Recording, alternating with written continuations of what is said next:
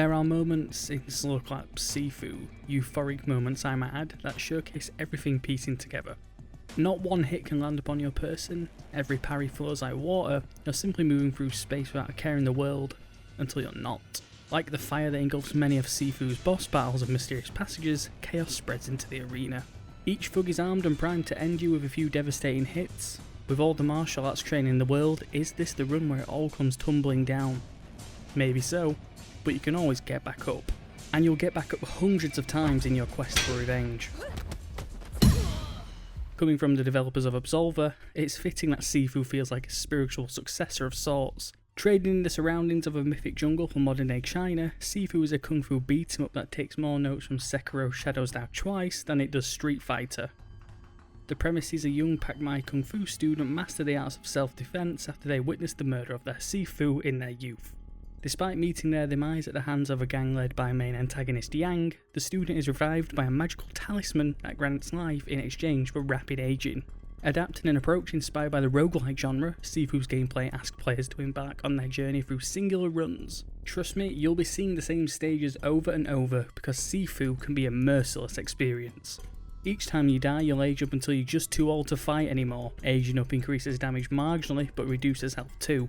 The rate that your age increases is affected by the death counter, which will continue to bolster the multiplier each time you fail. Sifu begins by default at 20 years old, and it can take no time at all before you've ended a level at a frail 65. The developers pit you against yourself in a competition to decrease your age on each stage, making the succeeding one slightly more forgiving. Finish the second level at 65, you'll be starting on that age at the third level forever, unless you go back and beat your record. Thankfully, should you do worse on your repeated run, it won't affect your previously set starting age. Repeating each stage is a chance to gain more XP, as you simply can't unlock any upgrade from the get-go. No, you'll need to purchase each upgrade a maximum of 5 times before it's yours forever. Upgrades are purchased at a limited number of shrines throughout each stage or upon death via the resurrection screen. Whereas Sekiro was perhaps considered too punishing for the player, Sifu counters this with its sublime combat mechanics. Martial arts has never been this good in a video game. Booting up the game will surprise you, as the amount of depth behind Sifu's fighting is fittingly complex for a skill that can take decades to perfect. Combat is split into various areas such as light and heavy attacks, dodging, parrying and avoiding. The latter three are extremely important as you battle your way to each formidable boss. To call the boss fights challenging is an understatement, however they can be defeated if you're willing to put in the time honing combos, unlocking upgrades, and learning their movesets. The sheer magnificence of Sifu's combat makes disliking the game hard, as I was consistently compelled to try hard, to do better, to react faster. Combat opens up equally hilarious and awe-inspiring moments that make me feel the urge to clip and share that footage immediately.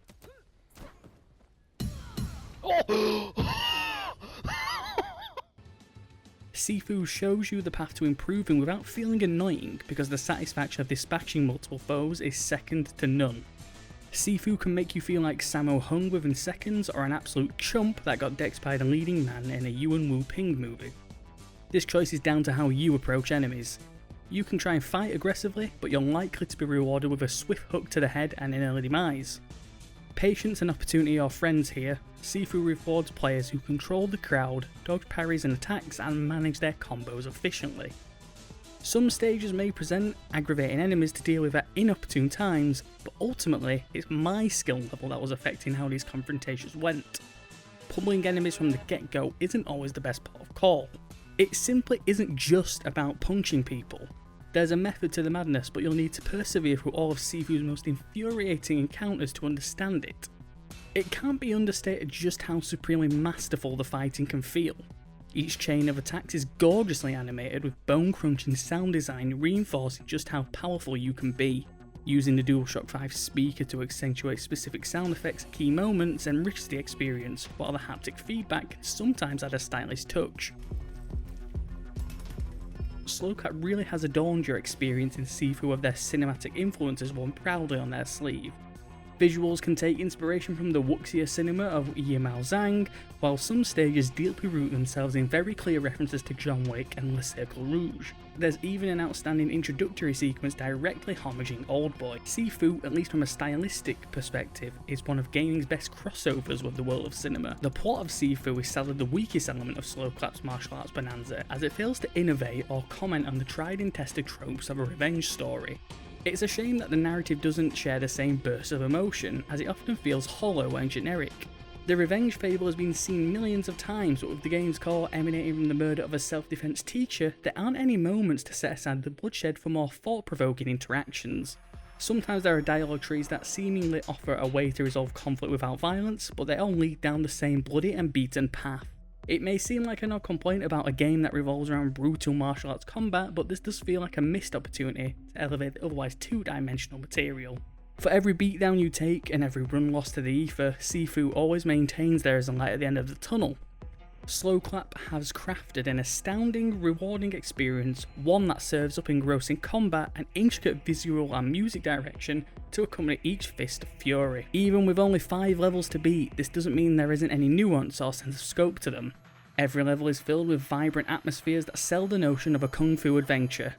Sifu's narrative shortcomings are unfortunate, but overall this is a tapestry of martial arts excellence. Is Sifu the best kung fu game ever made? It wouldn't be a stretch to think so.